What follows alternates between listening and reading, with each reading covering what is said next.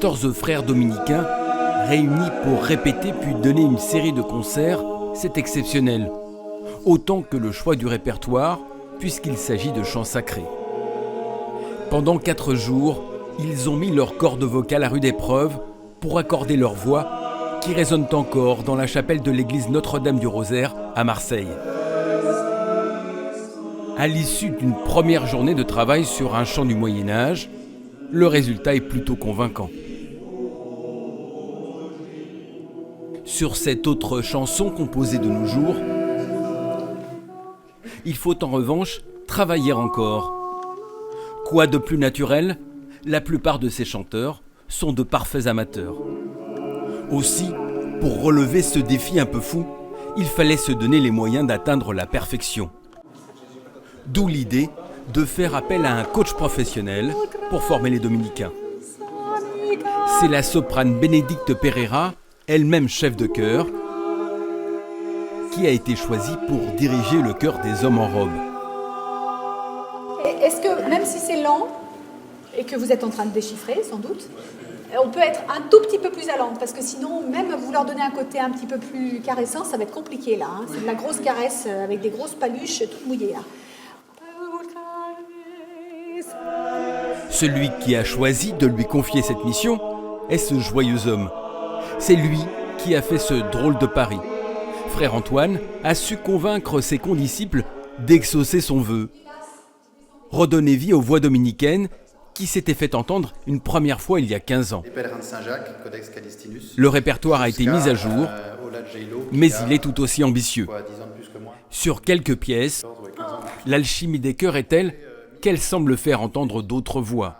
L'exemple d'une composition du XVIe siècle de Gian Matteo Azola. Est-ce qu'ils ont rajouté une femme là? Une intruse. Non, c'est une harmonique. C'est une harmonique qui est parce qu'ils sont dans le bon focus et donc du coup ça décuple les harmoniques. Donc il y a une note magique. Voilà. L'objectif est de tourner les pages de 1000 ans de chants sacrés, depuis les plus anciennes polyphonies occidentales, en passant par des œuvres baroques, jusqu'à des pièces plus contemporaines. Des chants composés pour servir des textes presque toujours écrits en latin, dont le sens n'est pas toujours compris du grand public. Mais pour le frère Antoine, à travers cette série de concerts, il s'agit bien de révéler la profondeur de ces chants. 15 chants. Parfait. La chose triste que je trouvais dans le fait que le répertoire sacré plaît beaucoup, mais qu'il n'y a pas forcément le lien fait avec les paroles qui sont dites, qui sont des paroles de la Bible souvent, qui sont des prières, qui sont quelque chose que Dieu dit, et de voir comme ça des religieux qui le chantent, je me dis ça peut ramener un petit peu ce répertoire dans son élément, dans son bain propre. Les dominicains sont avant tout des religieux. Aussi, la journée de répétition est ponctuée de temps de prière et de la messe quotidienne. Parmi les chanteurs, des frères débarqués tout droit du Canada ou d'Égypte pour l'occasion. À leurs yeux, la rencontre, la fraternité est la clé de voûte de cette aventure. Ça, je crois que pour le monde aujourd'hui, qui est quand même rempli de violence, de jalousie, de médiocrité, de haine parfois, eh bien, le simple fait que des frères se retrouvent ensemble pour chanter une même partition à différentes voix, ça, c'est un signe de ce qu'est la fraternité. On est ensemble, on vit ensemble, il y a une harmonie, et pourtant il y a des voix différentes.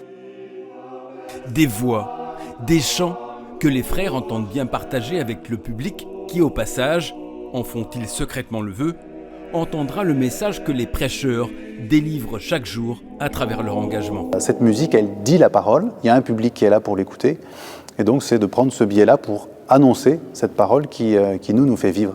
Alors moi j'ai essayé de jouer le jeu quand même du concert, parfois on biaise un peu les gens, on triche un peu, ils rentrent dans l'église en leur disant il y a de la musique, et puis il y a l'adoration, il y a un office, il y a une prière. Je me suis dit non, on va faire un concert qui est un concert, on ne parle pas de Jésus entre chaque chant, on ne fait pas de témoignage, mais il y aura un frère disponible à la sortie, et on insistera aussi à la fin, pour ceux qui sont restés jusqu'au bout, j'espère qu'il y en aura, pour discuter avec eux et leur dire qu'on est aussi là pour les rencontrer.